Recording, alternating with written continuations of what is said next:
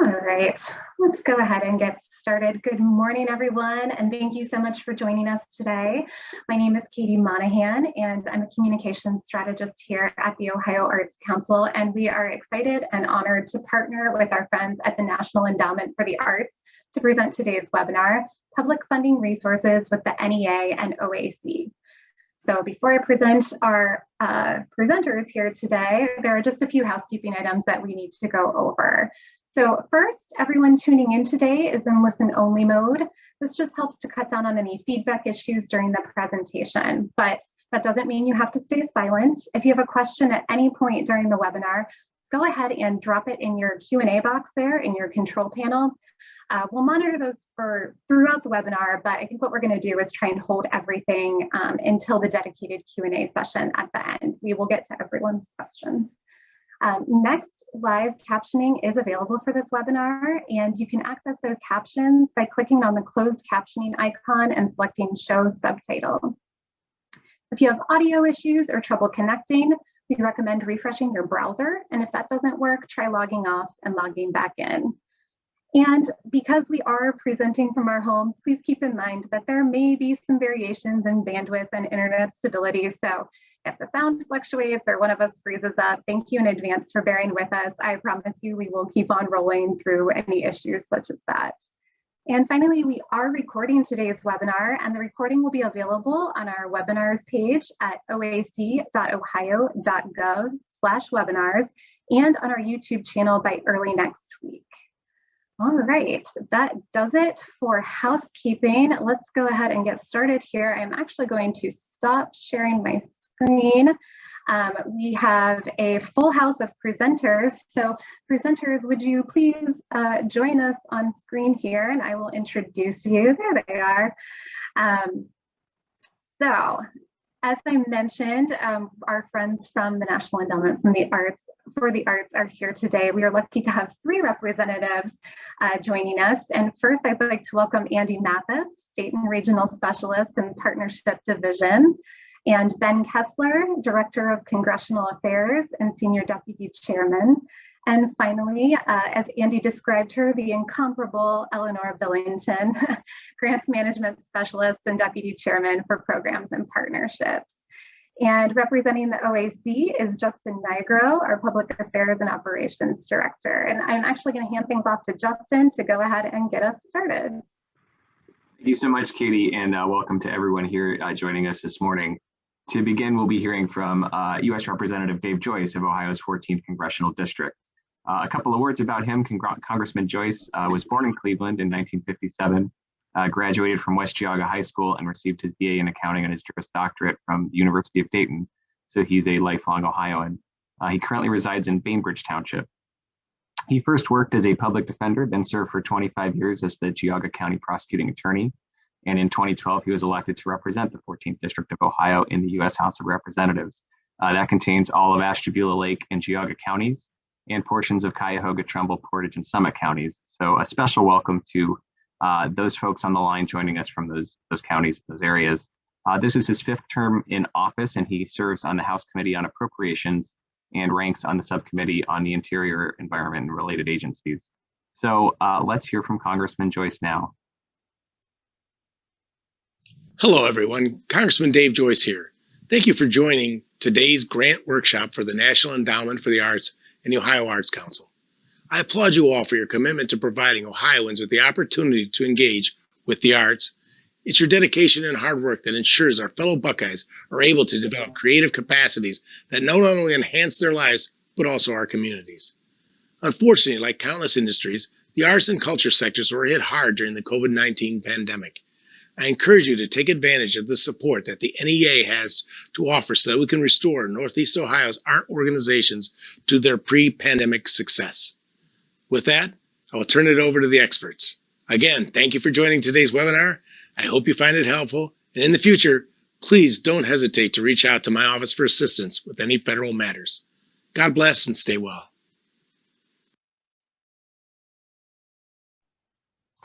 So we want to thank Congressman Joyce for his time, his kind words about the arts, and sharing his insights on the arts and cultural sector. On his behalf, we're pleased to welcome now Chris Cooper, Chris is the Chief Appropriations Counsel for Congressman Joyce. So welcome to the webinar, Chris. Thank you, Justin. And hi, everyone. My name is Chris Cooper, and I'm a staffer in Congressman Joyce's office. I just want to briefly echo Dave's comments and thank the Ohio Arts Council and the National Endowment for the Arts for hosting the virtual grants webinar. I look forward to the presentations, and I'm happy to follow up with anyone who has questions or needs assistance from our office. So thank you, and I'll kick it back to Justin. Thanks again, Chris, for your offer of help and for being here today with us. So first and foremost, yes, we want to thank the National Endowment for the Arts too for their focus here with us today and for joining us here on this webinar. We'll be talking today about grants and resources both from your state arts agency here, the Ohio Arts Council, and from our federal partners at the National Endowment for the Arts. Next slide. Thank you, Katie. Katie's running our PowerPoint today, so a special thanks to her for predicting when I'm going to move to the next slide. You'll see first here our mission and our vision. Our mission is to fund and support quality arts experiences to strengthen Ohio communities culturally, educationally, and economically. So we really live our vision. When we talk to policymakers, the stories we tell are really about those three areas, how the arts help to support jobs, both directly and indirectly, how the arts help to educate our children and get them ready for today's modern economy, and their intrinsic value, what they do for us in terms of building community, sharing experiences, and just bridging various sorts of things that take us apart and bring us together. And our vision is to provide leadership and voice for the arts to transform people and communities. Next slide, Katie. Just some quick facts here, the numbers about our agency, and boy, what a difference a year makes when it comes to what the funding picture looks like for the arts, public funding for the arts in our state and in our nation. We are actually at a historic high, thanks to it's a testament really to the strength of your voices as you communicated your needs, your hopes, and your gratitude now to state lawmakers who heard you. We are at a historic $40 million in state appropriations to the Ohio Arts Council. We last achieved that level of funding, that high, back in fiscal year 2000. So, more than 20 years ago. The federal picture is equally as bright. We receive from the National Endowment for the Arts generally around $1 million a year. We also have some special funding coming to us from the American Rescue Plan through the NEA.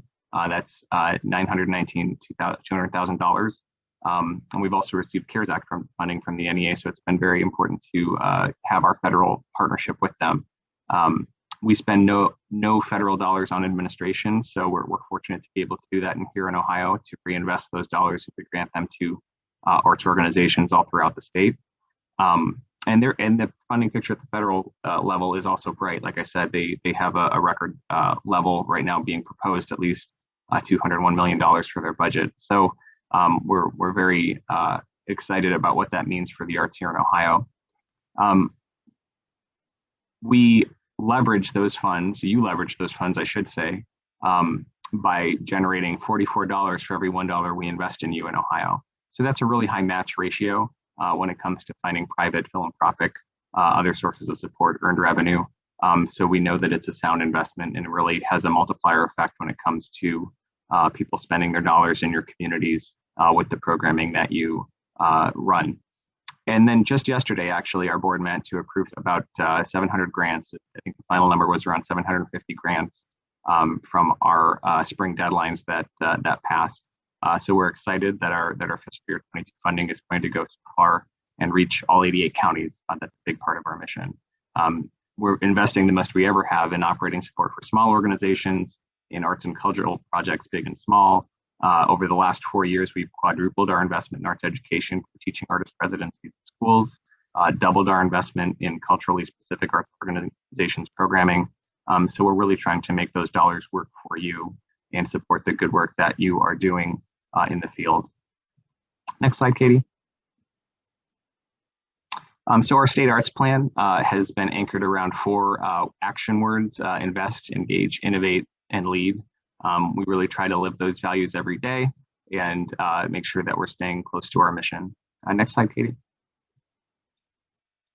We're governed by a 15-member board appointed by the governor. They are voting members, and then we have 4 non-voting members, 2 from each chamber here at the state level, the Ohio Senate and the Ohio House of Representatives, from each party. And they are the final approval of all grant funds that we issue. So they're really critical to the process. They're also very instrumental in amplifying your voices here within state government so that lawmakers, policymakers, elected officials all know about the good work that you're doing and why public funding for the arts matters so much. Next slide, Katie. You'll see here our leadership. So Donna Collins is our executive director. She's been the director since, I believe, 2014, so about 7 years.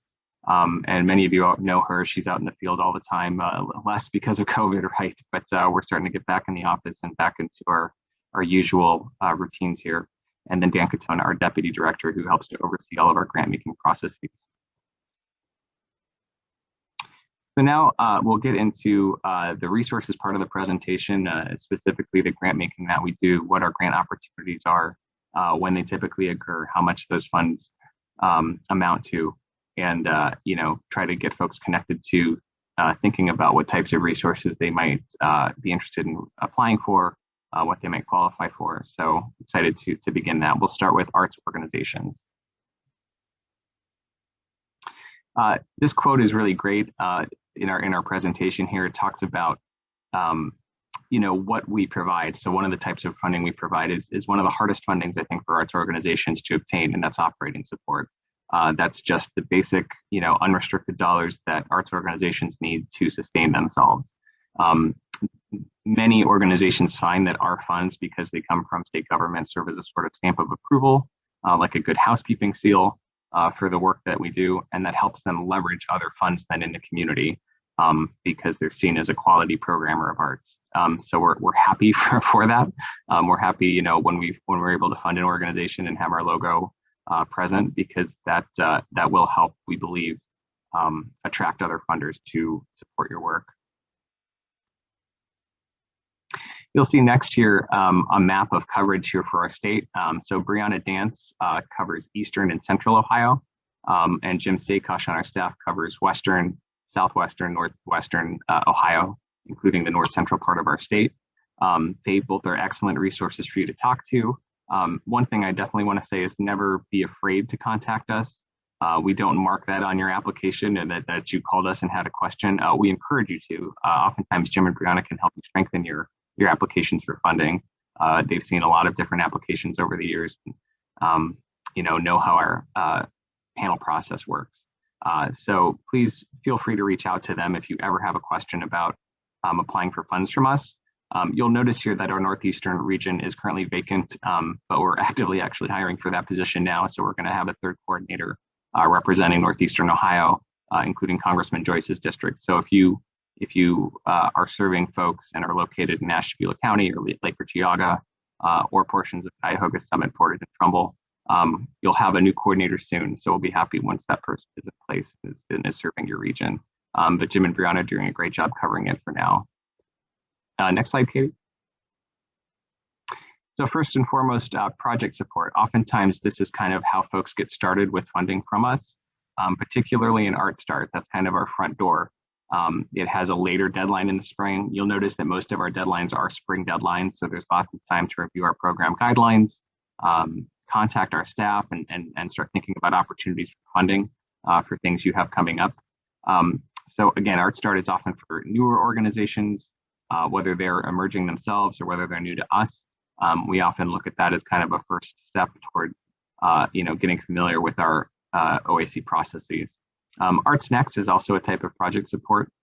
It is for innovative projects. So these are ideas that are bold or groundbreaking, innovative, right? So whether it's incremental innovation or transformative innovation, something disruptive, taking a practice from one industry and bringing it to ours. It's for projects that kind of break the mold, so to speak. Next slide, Katie. Thank you. We have a couple other forms of project support that are more specific. Capacity building is a form of support that helps you kind of internally improve your organization, whether that's board development or strategic planning or developing a DEI plan, or even attending a conference to better equip yourself and get some professional development. Those are the types of applications that we collect there in capacity building. And then building cultural diversity, which I kind of mentioned at the onset. This is about culturally diverse organizations who are authentically diverse in and of themselves. The board reflects the population being served, so to speak. A couple other project support programs. We have a special program, Artists with Disabilities Access Program, for individuals with disabilities who are artists also and are seeking professional development, whether that's equipment or supplies, art supplies, or other types of professional development. Individuals can apply to that program for support, and organizations can as well, which is why it's mentioned here. And then Ohio Artists on Tour, which is basically fee support. If you're an organization bringing in artists to perform at your venue, oftentimes Ohio Artists on Tour can support that work. Then we move to operating support, and operating support is kind of the bread and butter of what we do. So once you've established grant history with us for sustainability, 2 of the last 4 years is what we consider to be grant history. You're eligible for sustainability support. Those are longer term grants. They're there for you. So they're 4-year grants. And it's for organizations who are considered large or mid-sized. So that's basically everybody with a budget of $50,000 or more. Arts Access is for organizations that have a budget of less than $50,000, but it's the same type of support. So smaller organizations who are sized exactly as they ought to be, or are looking to grow. It's operating support for those types of organizations with a shorter grant lifespan, just 2 years. So next we'll move to another audience we serve, and so that's basically arts education, both students and educators, and their work that they're doing in schools, outside of schools, within arts organizations, educational programs they offer. It's very important to our mission. It's very important to helping to prepare the next generation. And so we'll move into those opportunities next. On staff, Chiquita Mullins-Lee and Jared Small are our 2 arts learning coordinators. They cover the whole state. They tend to specialize in certain programs, but Chiquita and Jared are both extremely knowledgeable about arts learning and the different opportunities available for funding here at the agency. So again, same rule applies. Feel free to contact them and reach out if you have questions or are looking to bolster your arts education work. So 2 main sources of funding for arts education. The first is Arts Partnership, and that is support for, it's basically project support for arts education with a collaborative sort of bent to it. So again, that's another spring deadline, March 1st, and then grants range from $4,000 to $25,000. The other program, and I mentioned this at the onset too, is Teach Arts Ohio. So these are teaching artist residencies for school children throughout the state. From PK to 12 is what we say. So that's all the way from pre-kindergarten to 12th grade. So primary and secondary schools. These can be short residencies. These can be long residencies. It's often in collaboration with the teaching artist, the teacher in the room, the school administration to help bring arts programming to students, especially in areas where they may have less of it. So that's been one of the primary focuses of the program. It's not to supplant arts teachers in the classroom, but to supplement the work that is already happening in schools. So it's a very exciting program. It was piloted, I think 5 or 6 years ago, and it has just been one of our most popular, successful programs. So if you are an arts educator, or you work with schools, or you're a teaching artist, this program is something that is worth exploring for you. In addition to the grant opportunities that we have a number of different programs and resources. And so the first one that I'll mention here is Poetry Out Loud, which we partner with the NEA on across the nation. States run Poetry Out Loud programs. These are national recitation contests for high school students. In Ohio, we have 6 semifinals in 6 different regions of the state. And the semifinals feed into the state finals, where we crown a state finalist and they go on to compete nationally in Washington, D.C. every year. We were virtual last year. We're hoping for something more in person this coming school year. And so schools are registering now to participate in that program. So we're excited about the upcoming year of Poetry Out Loud. And if you work for a school or are interested in this program, Chiquita Mullins-Lee is your contact on staff for it. Our next audience that we serve is artists, right? So there would be no art without artists. We fund them, not all states do. We're very happy to fund them. This is, pretty central to our work. On staff here, Kathy Signorino is our Artist Programs and Percent for Art Director, and Katie Davis is the Program Coordinator. And again, they help to administer all the different individual artist programs that we have, and really try to connect artists to all sorts of different resources, whether it's ones that we offer or ones that other groups offer. So they both are very knowledgeable about those areas. And again, as I'll reiterate, please reach out to them directly if you have questions. They would love to talk to you if you're an artist and seeking opportunities. Two of our main programs here, I mentioned Artists with Disabilities Access Program earlier, but the Individual Excellence Awards, right? So this is about recognizing artistic achievement from a body of work that exists. This is our literary year coming up, and this deadline is actually ahead of us, September 1st. So we kind of rotate between the visual arts in one year and some other things, and then the literary arts for in our literary on year. And so again, it's for past bodies of work, and Kathy Signorino is kind of our head of that program. Then traditional arts apprenticeship. So this is one way that we serve the folk and traditional arts in Ohio. Masters and apprentices partner together to pass those skills on from one to the other and preserve our cultural heritage. So those deadlines are in March 15th, and they focus on that sort of, things that invoke everything from, you'll see here pictured, playing the Chinese zither to traditional bluegrass music and banjo and fiddling. So it just depends on the type of folk or traditional art that a practitioner is engaged in doing. And we are happy to support that work and have been supporting it for a long time in Ohio. Another way we support that work is through our Ohio Heritage Fellowship. So a very similar program with a couple of different named categories: performing arts, material culture, community leadership. Another program that is a little more recent is the Ohio Poet Laureate program. So a few years ago, a bill passed the state legislature and created the position of Ohio Poet Laureate. Our current Poet Laureate is Carrie Gunter Seymour from Athens County, and she's done some great work to promote poetry throughout the state, particularly in southeastern Ohio and Appalachian Ohio, where she resides. Last but not least is our Percent for Art program. This is a long-standing program, which I believe started in 1990. A lot of these programs began then, where we provide through the state capital budget for projects that have an appropriation of $4 million or more. 1% of that money is dedicated toward artwork.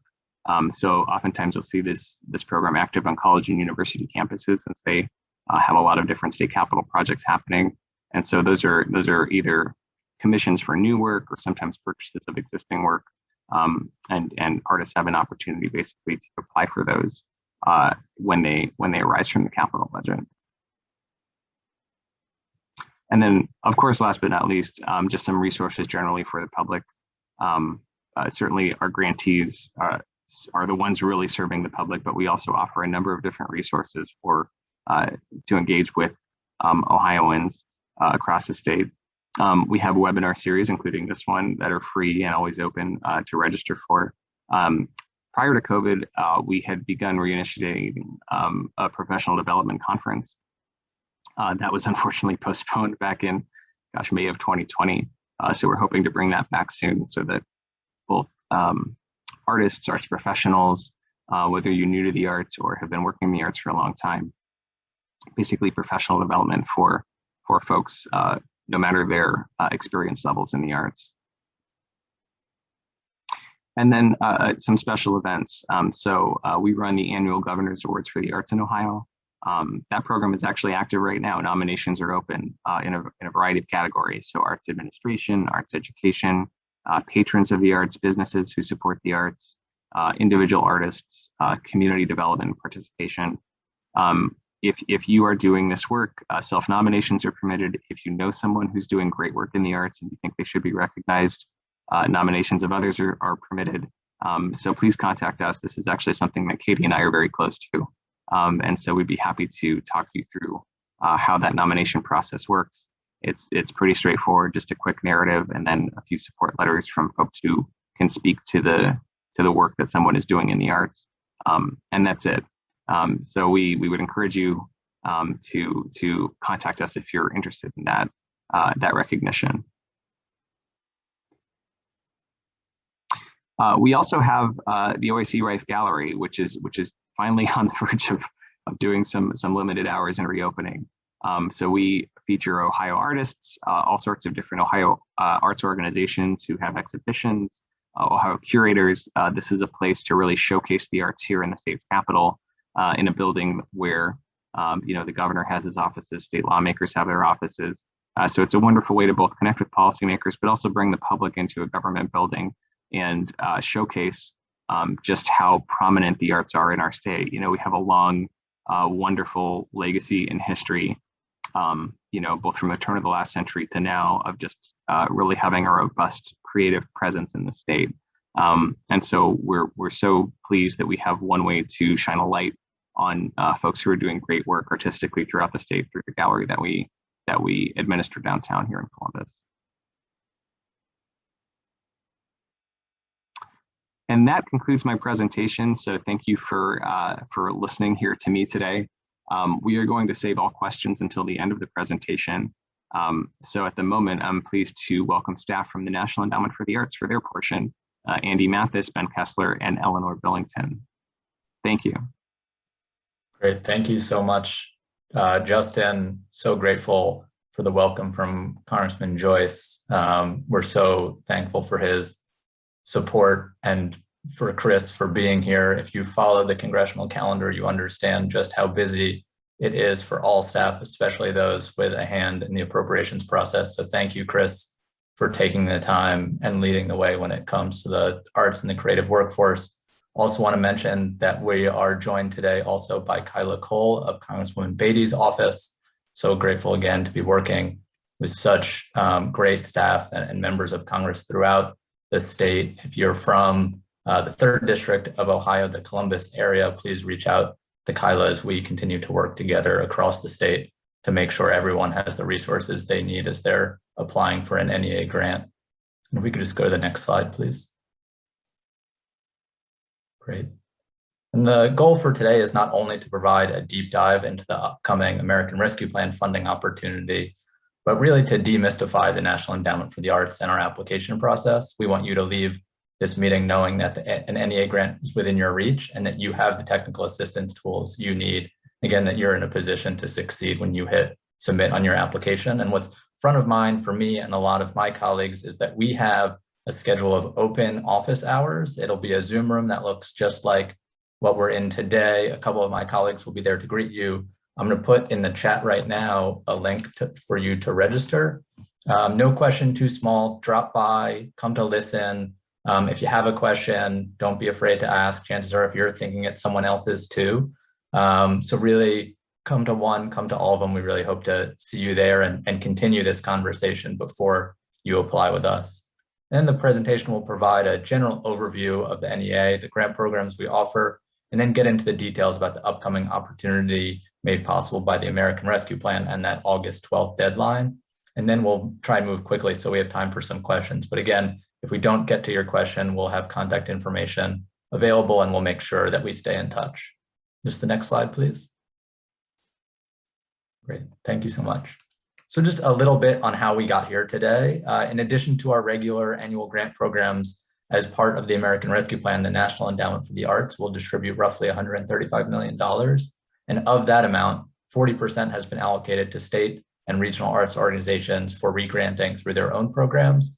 We'll talk about how you can apply at each level. So at the federal level, at the regional level, at the state level, even at the local level, apply broadly. We're grateful for this opportunity to grant these funds, but we recognize that there is tremendous need in the field and we won't be able to fund every application that we receive. So really apply broadly and increase that likelihood that you'll be able to come out on the other side of this pandemic whole and ready to open your doors. And we'll get into that remaining 60% to arts organizations and local arts agencies that we as an agency will grant directly. Funding will be made available for general operating support, and our guidelines are available on our website now. And we'll make sure that we get into exactly the details of what general operating support means and why that's different from our regular grant process. And we are working to make sure this fund reaches a broad constituency, including organizations that serve populations traditionally underserved by government, organizations with small and medium-sized budgets, organizations from rural to urban communities, and especially organizations that may be applying for federal support through the Arts Endowment for the first time. And we recognize that if you are new to applying for federal funding, you likely will need additional technical assistance support. And if you're an old hat at this, some of the websites change. We understand it can be a cumbersome process. We want to stay in touch, drop into one of those Q&A sessions, write us an email, give us a call. All of our contact information is readily available on our website. Find the discipline specific staff that makes sense for you and get your questions answered. And then we'll talk more about the specifics of the ARP program and its support for operating costs near the end of our presentation. Our regular annual grant programs provides project support, and we'll walk through the details on our annual programs now to make sure that you're staying engaged with our agency well beyond this upcoming opportunity. And with that, I'll pass it over to my colleagues, Andy and Eleanor. Next slide, please. Thank you, Ben. Hi, everyone. I'm happy to be here with you. We're going to be providing a brief overview of NEA funding opportunities before we focus on the ARP grants. For those of you new to engaging with us, we want you to understand about all the different types of support you might be eligible to request in addition to ARP funds. Generally, our funding supports arts projects. When we get to the ARP section of this presentation, you'll see that for the ARP opportunity only, we support operating costs, and that's reflected in the asterisk in the right-hand column. On the left side of the screen, you'll see the types of organizations that are eligible to apply for funding. Eligibility is open to tax-exempt organizations, including 501c3 nonprofits, units of state or local government, including local arts agencies and educational institutions, and federally recognized tribal communities or tribes. On the right side of the screen, you'll see examples of things that we're not able to fund, and that includes general operating support, except for the ARP support and certain waivers that I'll get to in a minute, individual artists, commercial activities, and fiscal sponsors. The full list of items that we do not fund is published in our guidelines on our website, www.arts.gov. And I want to clarify that asterisk on general operating support. We do have new legislation related to allowing previously awarded project grants to be used for general operating support in response to COVID-19.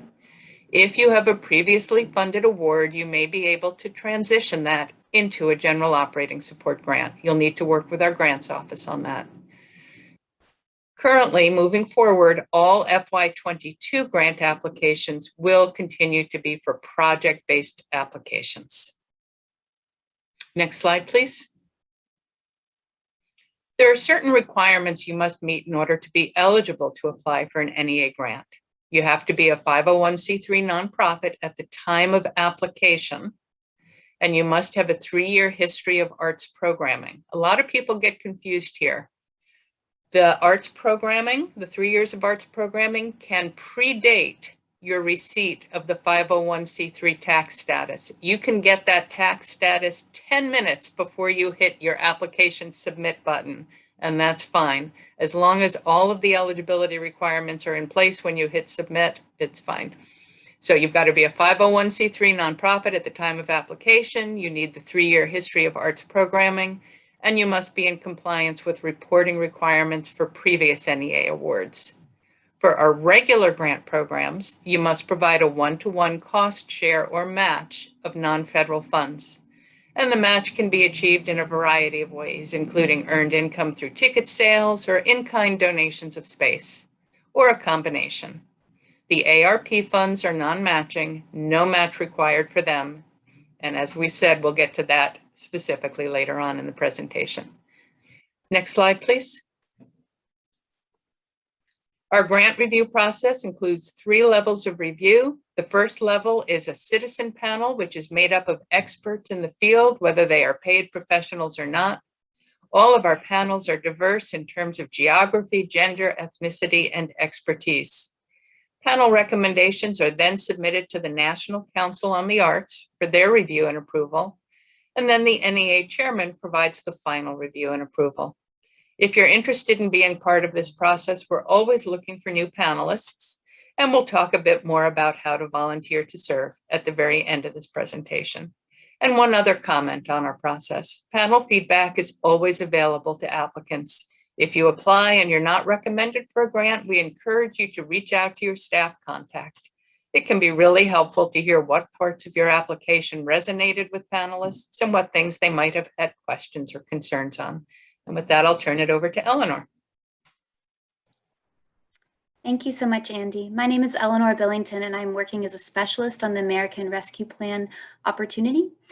First, I'm going to walk us through some of our funding categories. Again, as Andy mentioned, we will talk about ARP a bit more and hopefully have time for some questions at the end of this. So on the screen here, you'll see that these are the different funding categories offered by the NEA.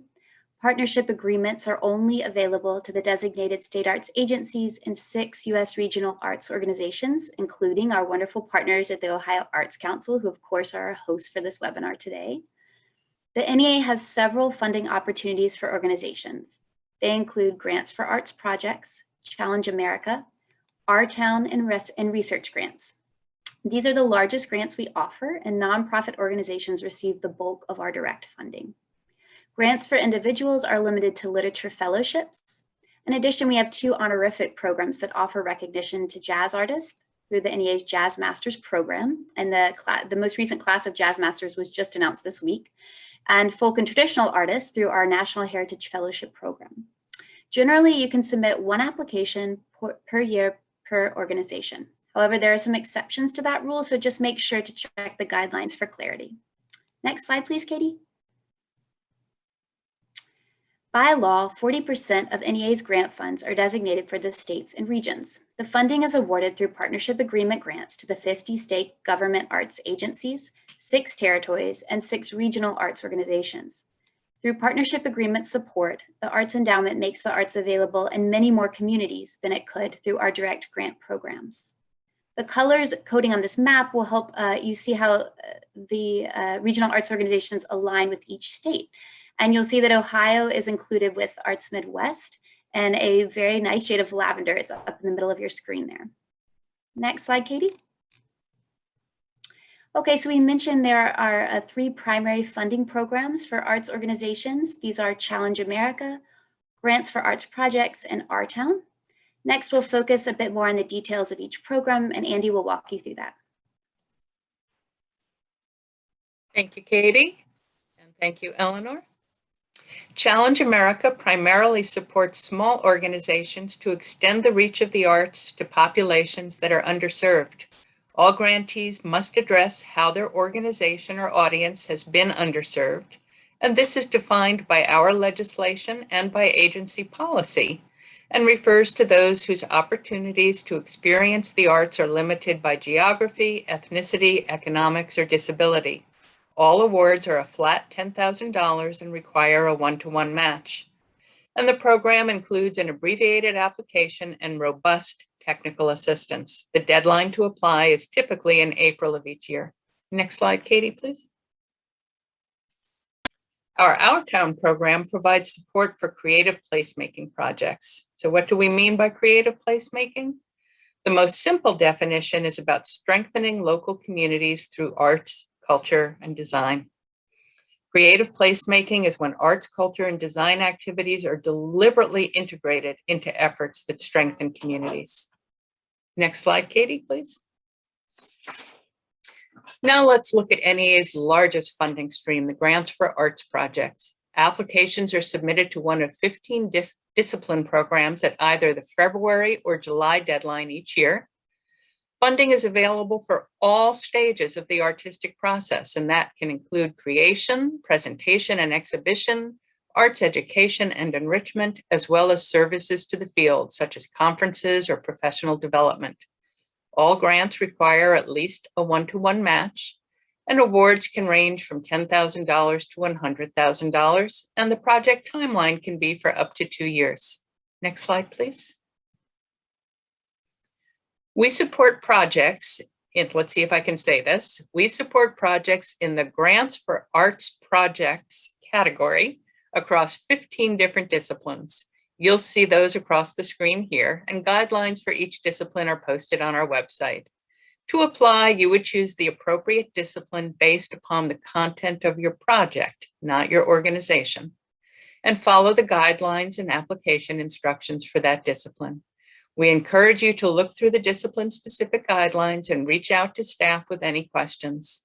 Contact information for our full staff, including each artistic discipline, is available on our website, and we love hearing from people. Please don't be afraid to call us. We really do value emails and calls.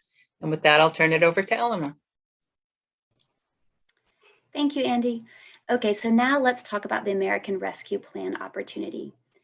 Please note that we have 2 ARP grant programs. Each have their own deadline and requirements. So the July 22nd deadline, which is today, is the deadline for the local arts agencies that wish to run a sub-granting program. So if you are an LAA or you're interested in that program and you're on the call today, please remember your deadline is today by 11:59 p.m. and that's Eastern time. The August 12th deadline is for all other organizations who are seeking operational support, and that includes local arts agencies that do not wish to run a sub-granting program. So on your screen, you'll see that awards are available in 3 amounts: 500,000, $50,000, 100,000, or 150,000. And for ARP, cost share or matching funds are not required. You may have a grant period of up to 2 years, and that cannot start any earlier than January 1st, 2022. Next slide, please. So as you can see on this slide, our support is limited to any or all of the following costs: salary support, fees and stipends for artists and contractual personnel, facility costs, costs associated with health and safety supplies, and marketing and promotional costs. Next slide, Katie. So here are a couple of the frequently asked questions that we get. You can apply for ARP funds even if you've applied for and received NEA's CARES Act funds or any other NEA grant through some of the categories we mentioned earlier, like grants for arts projects, or if you've received other money from federal relief funds such as the Shuttered Venue Operators Grant or the PPP, that's the Paycheck Protection Program. So we just want to make sure you don't have overlapping costs if you've already have other federal funds, but you are welcome to apply to other opportunities, and we hope that you will. Another question we get is about work samples, and no, those are not required for ARP applications. So you don't need to submit supplementary materials or work samples. We also get a lot of questions about the difference between a project-based grant and an operations grant. So that's a grant for general operating support, which is what we're offering through ARP. And a project-based grant, all of the costs need to relate to the execution of a specific project. In an operations-based grant, all of the eligible costs are not tied to a specific project. So think of it in terms of zooming in maybe versus zooming out. With general operating support, you're sort of zooming out and giving us a bit more of the bird's eye view, a bigger picture. Project-related work is traditionally a budget that's very specific, and all those items connect back to the one single project you're requesting funds for. Okay, thank you. I'm going to turn things back over to Andy now. Thanks, Eleanor, and thank you, Katie. So do get started now to register with sam.gov and grants.gov if you haven't already. The process can take some time, and you need those registrations in place to submit an application.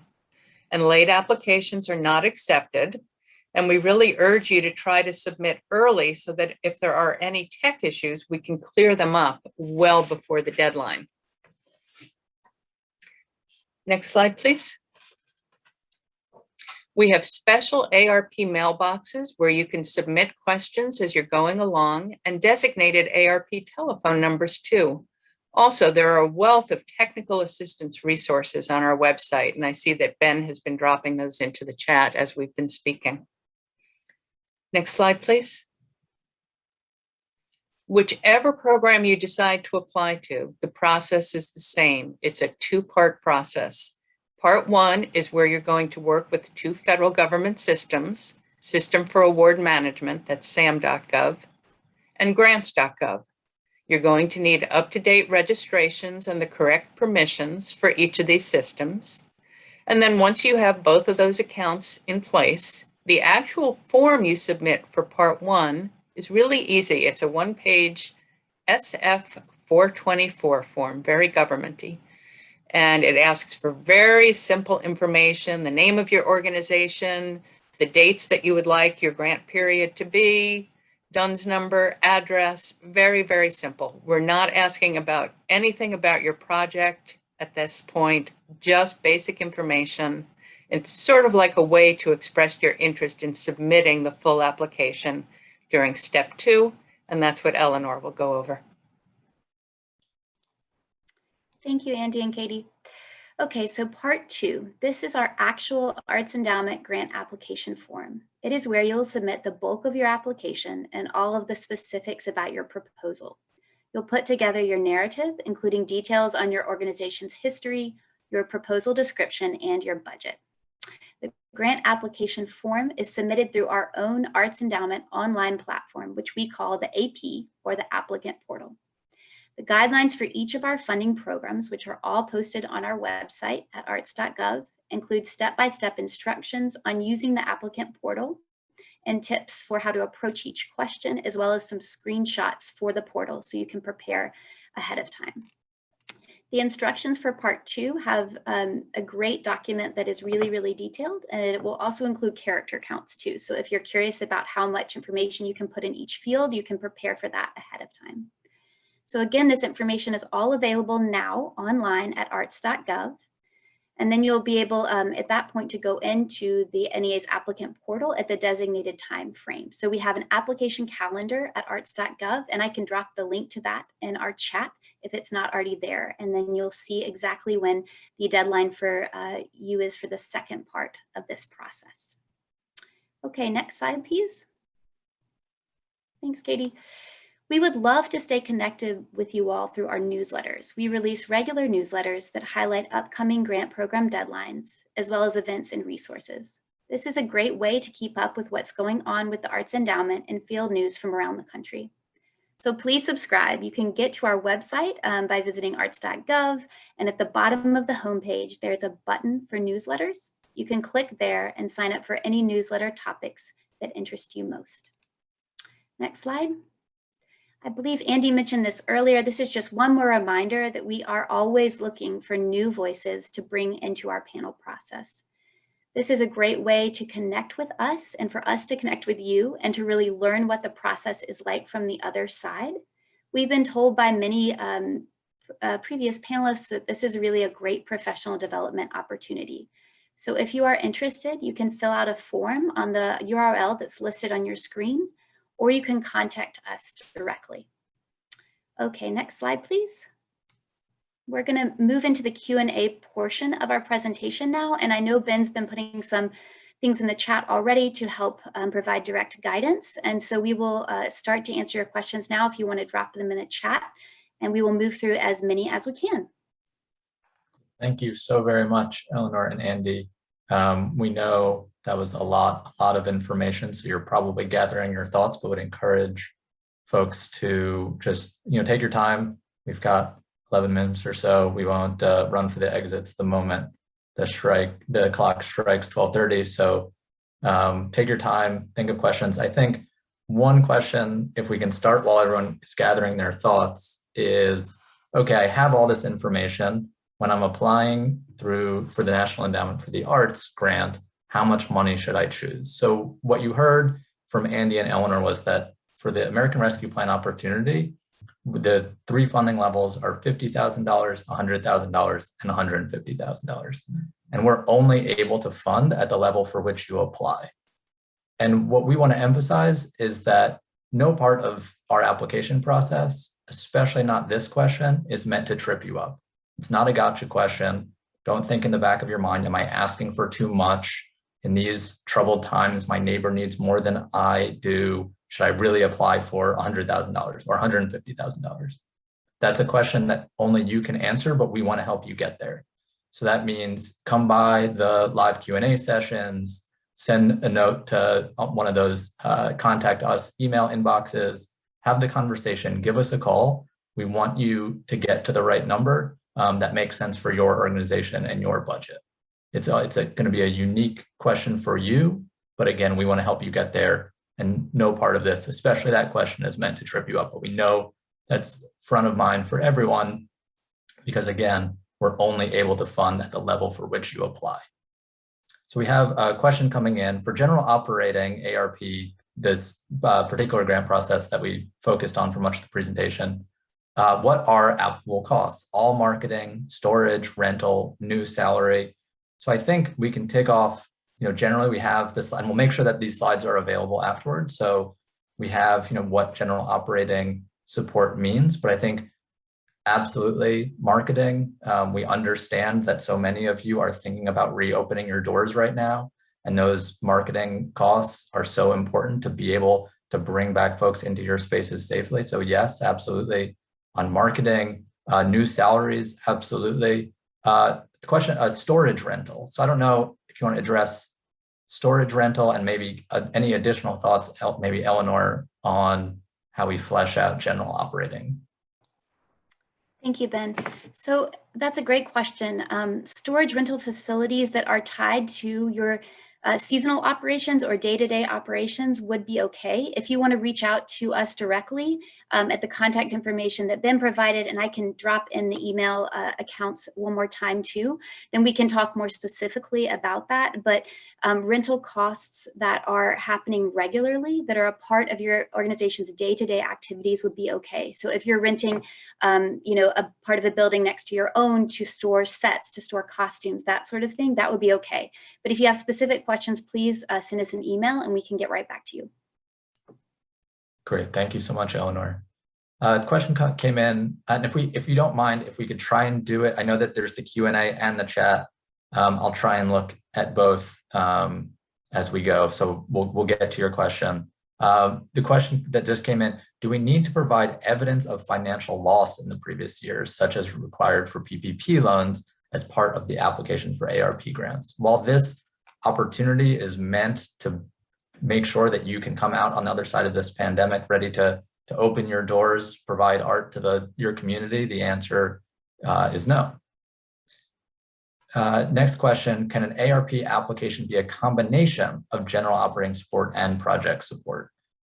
So this particular opportunity for ARP is for general operating support. If you have questions about what you need coming out of this particular application, maybe get in touch with us.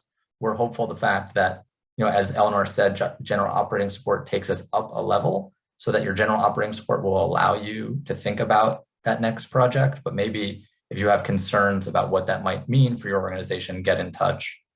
I don't know, any additional advice for this person, Andy or Eleanor? Yeah. If you're thinking about seeking support for a specific project, think about applying to our Grants for Arts project or our Challenge America programs. That's where NEA project support is located. The ARP funding is just for operational support.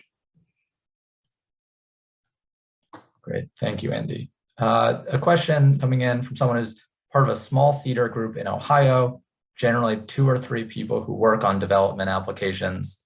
This organization has tried in the past and just really met those barriers to entry, as I'm sure so many people are familiar with when you're applying for federal funds. I think first and foremost, we want to recognize your lived experience as real, as true, and we understand that just deciding to apply, especially if you're a volunteer-led organization, is a real undertaking. And that's why we want to be in virtual rooms like this one. We want to see you in the Q&A sessions, have those conversations. And so hopefully that there's some return on investment, even if we're not able to fund your application. And we understand that as wonderful as Andy and Eleanor are, it's not the same as $50,000 or $100,000 or $150,000. But we really want to make those lasting relationships with you. So if you're not successful this time around, if someone were asked, do I want to do this again? Do I want to take understanding the resources that go into applying? Is it worth it for me to apply again? And we're hoping that we can work with you to the point that the answer will always be yes. that you feel like you've met us here today. You'll meet some other folks at the live Q&A sessions. You'll reach out to the discipline-specific staff, in this example, theater, and you feel like you know folks at the NEA and you're willing to give it another try. And perhaps with the technical assistance resources, your application will get stronger and stronger until it's successful. But again, we're mindful of the fact that this is no small undertaking, and just choosing to apply is real. It's a real decision. I want to be mindful of the fact when we were talking about the $50,000 and the $100,000 and $150,000 and the flexibility that might provide, that $50,000, if you're a small organization, the one that we were just talking about, $50,000 is a lot of money, and it might not make sense for your budget. I want to emphasize the fact that you can apply that over 2 years, so $25,000 and $25,000. But really think about applying with Arts Midwest, and think about all those opportunities that Justin provided, and reach out to them, and think about at the local level as well. Justin, I don't know if you want to maybe just give some advice to the folks who are leading smaller organizations in Ohio. I'd be happy to. I would say, sometimes we are a good starting point because some of our applications are a little more stripped down.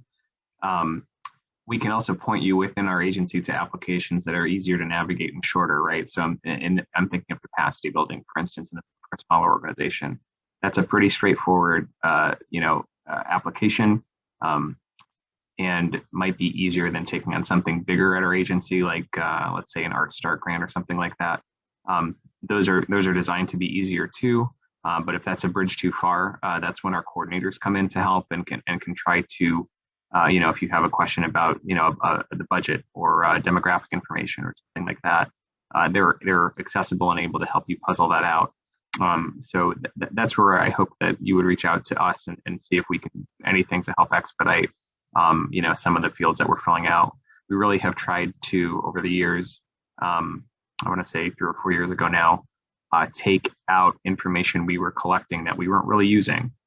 We were just collecting it for collection's sake, and that just, didn't feel like something we needed to do.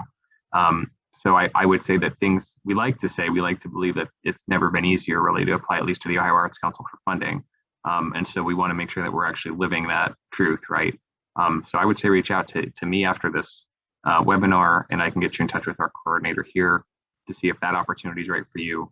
Or, Ben, you provided a couple of different avenues to help get connected with federal funding and see if it's right too. So that's what I would add. Thank you, Ben. Oh, great. Thank you so much, Justin. And I think the follow-up was, the difficulty in just finishing the application. I want to lift up the fact that if you haven't applied for general operating support before, if you haven't taken a look at this application, it might look a little different than what you're used to. We understand that there is no light lift when it comes to applying for federal dollars, but this will look a little different. So if you're feeling like, I don't even want to, start the application, take a look. It might be right for you this time around. But again, we're mindful of the fact that it is a real undertaking every time. I'd like to add a little bit Please. To what Ben just said. Most of you are probably used to applying for project-based support, where you can talk about the artists who are involved and what the project is going to be like, and you can wax rhapsodic and romantic all about your project. And with a general operating support application, it's a little different, because you're going to talk perhaps about the salaries of people that you're hiring, or about paying your rent or your mortgage or your utilities bill.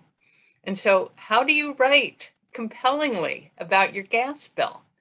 And what's going to be important in this type of application is to talk about the impact of the staff person on your organization and what it will allow you to accomplish, what the impact will be in terms of working with your community and serving them, what it means to keep your building open and operating.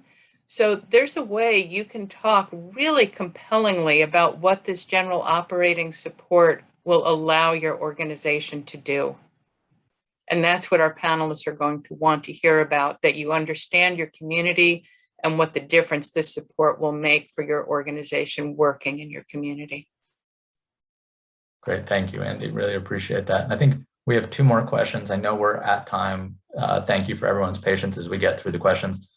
Just quickly on Ohio Arts Council offering funding that they received from the NEA as part of ARP, absolutely. Justin gave a forget exactly what the number is. Roughly, it was under $1 million. It was a large number. But Justin, I don't know if you want to quickly refer people to where they can find more information on how to apply for those funds. Sure, happy to. So those ARP funds from the National Endowment for the Arts, that $919,000, those have been budgeted into our FY22 budget. They have helped to deepen our grants and broaden the grants that we make. So although there is no special application process for those, since they're kind of holistically gathered into our greater grants budget. But I would just encourage that organization, if they're looking for funding opportunities coming up, please let us know, specifically, what your needs are, what you're looking for, and we'd be happy to connect you to the grants that we offer. Great, and we have a question coming in from someone at a higher education institution about general operating support. Would strongly encourage, if you have a specific question about, does this particular cost fit in with general operating support, please drop by one of those live Q&A. We can get that specific question answered. Email one of our ARP inboxes. Someone will be glad to respond. And also, when it comes to arts education, we have dedicated staff who are wonderful, who think all the time about arts education. Please reach out to them as well, and we'll make sure that we get your question answered. And hopefully, if you are in arts education, want you to stay in touch again beyond this ARP opportunity. I think just one more question, if we may, that I think is a great question and an interesting one. And really, I learn something new every time we are in virtual rooms like this one. For ARP general operating, for ARP general operating costs, can monetary awards be included? So thinking about a juried art show, I'm thinking that it's a fine line there, but what do you think, Eleanor? I can speak to that a little bit. It's a Please. Great question. Thank you for putting it forward. For general operating, individual awards to artists are not allowed. For this particular opportunity, you need to have any artist fees or artist stipends tied to tangible outcomes. So you might be working with a visual artist who is creating a series of murals or art pieces for you over the course of the year, and they're part of your regular programming working with this particular artist. In that case, it would be fine, and please do pay them, a stipend or an artist fee. We'll be really happy to support that cost. Unfortunately, for this opportunity, any sort of award to an individual artist or awards in high school art and music programs, those would not be allowable costs for this opportunity. I know that there are other organizations who can support individual artists a bit more directly, and I know Justin spoke about this as well. But unfortunately for ARP, it's not allowed. So thank you for asking that. It's a great question, and we want to make sure your budget has costs in it that are allowable so we can fund them. Wonderful. Thank you, Eleanor. Thank you for asking the question, because I just learned something. With that, maybe just pass it back over to Justin and our friends from Ohio Arts Council to take us out. Thank you, Justin. Thank you, Katie. And thank you, Ben, Andy, and Eleanor, for your time here this morning. We're always really, we're grateful for your support, but we're also just thankful to have you here presenting here in Ohio. I think this is the second year we've done it in a row, and I know it's always a really popular webinar for Katie to conduct, since there's always a lot of interest in obtaining federal funding from the National Endowment for the Arts, and interest in the new programs, new opportunities that are out there, and just how easy it really is. So thank you for making it a really straightforward presentation. Hopefully, I've done the same. I feel a little rusty here since it's been a little while since I've gotten to present a regular grants presentation. So thank you for your patience with me.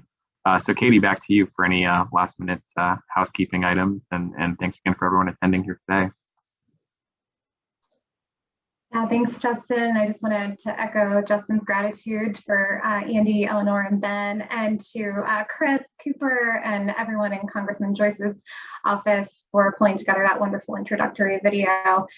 Just wanted to remind everyone that a recording of today's presentation will be available hopefully within the next 48 hours. We'll try and get that up as soon as we can on our YouTube channel and on our webinars page at oac.ohio.gov/webinars. We will also, as Ben mentioned, make the slide deck available as well. And I think that does it today. Thank you, everyone, for taking the time to tune in. Have a great rest of your week, and we will see you next time. Thank you. Thanks, everyone.